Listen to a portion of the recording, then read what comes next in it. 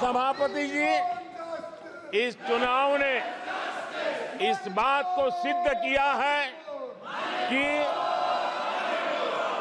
भारत की जनता कितनी परिपक्व है, भारत की जनता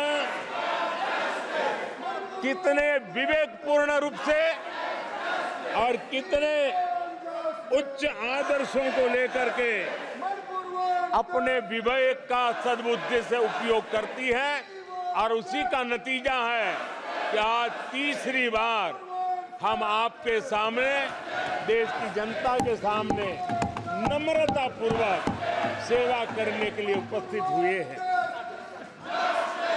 आदरणीय सभापति जी, देश की जनता ने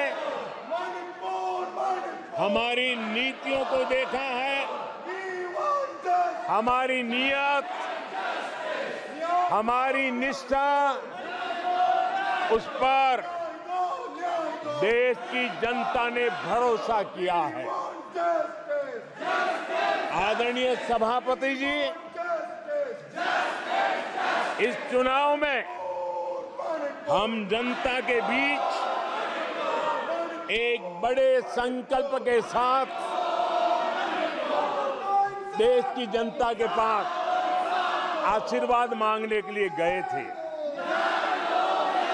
और हमने आशीर्वाद मांगा था विकसित भारत के हमारे संकल्प के लिए।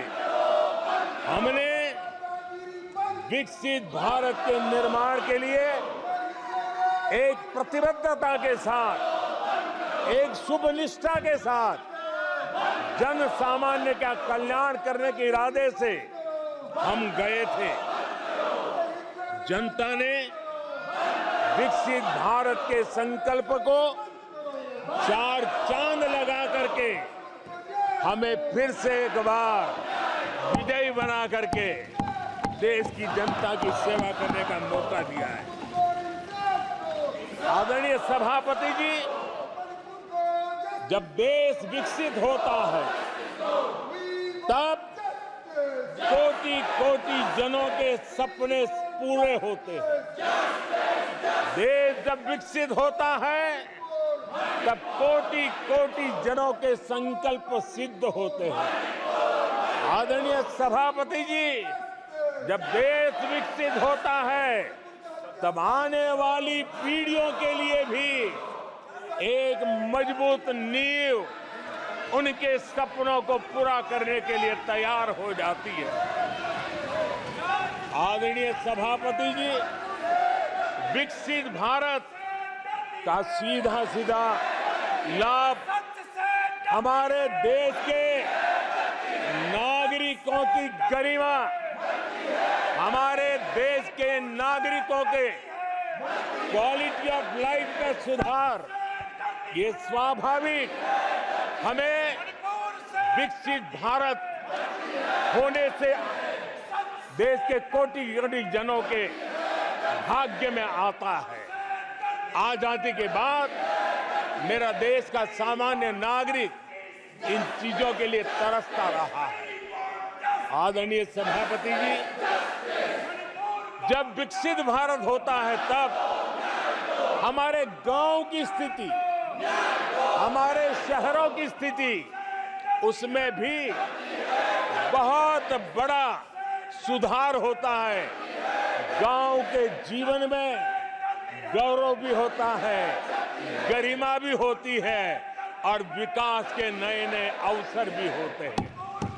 हमारे शहरों का विकास भी एक अवसर के रूप में विकसित भारत में उभरता है, तब दुनिया की विकास यात्रा में भारत के शहर भी बराबरी करेंगे, ये हमारा सपना है।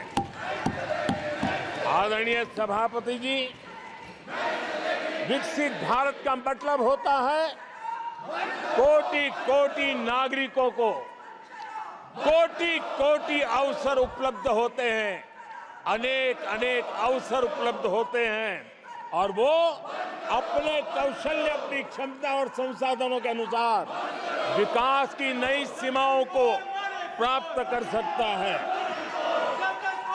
आदरणीय सभापति जी,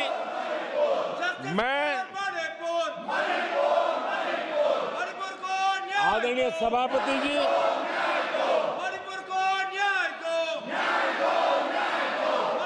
आदरणीय सभापति जी,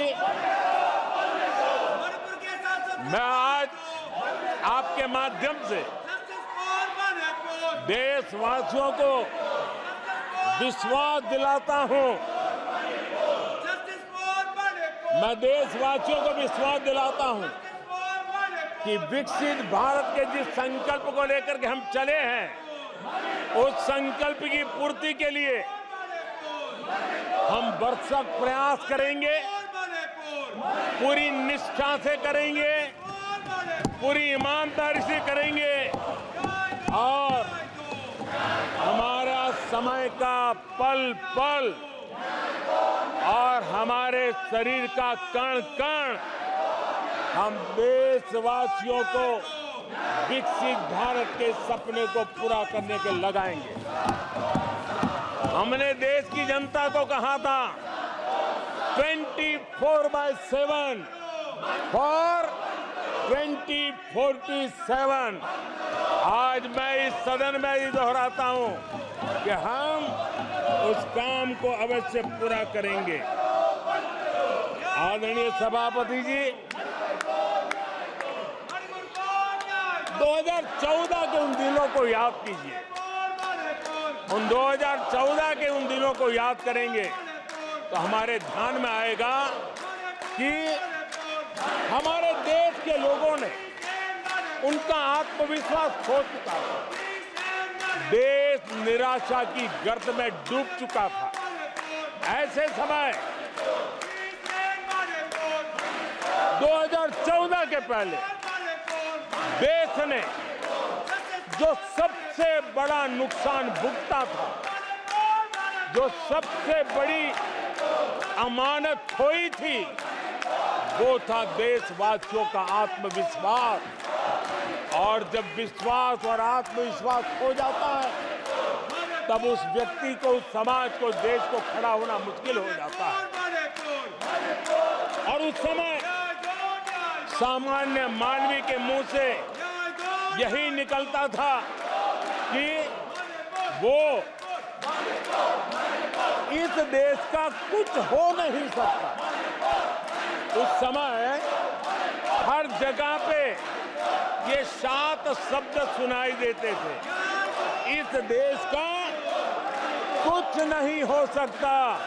यही शब्द 2014 के पहले सुनाई देते थे। भारतीयों की हताशा के इन 7 शब्द एक प्रकार से पहचान बन गए थे। उस समय आए दिन अखबार खोलते थे तो घोटालों की खबरें ही पढ़ने को मिलती थी और सैकड़ों करोड़ के घोटाले, रोज नए घोटाले,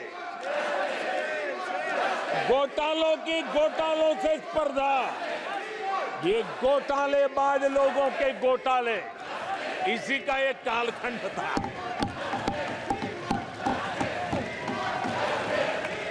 और बेशर्मी के साथ सार्वजनिक रूप से स्वीकार भी कर लिया जाता था कि दिल्ली से 1 रुपया निकलता है तो 15 पैसा पहुंचता है।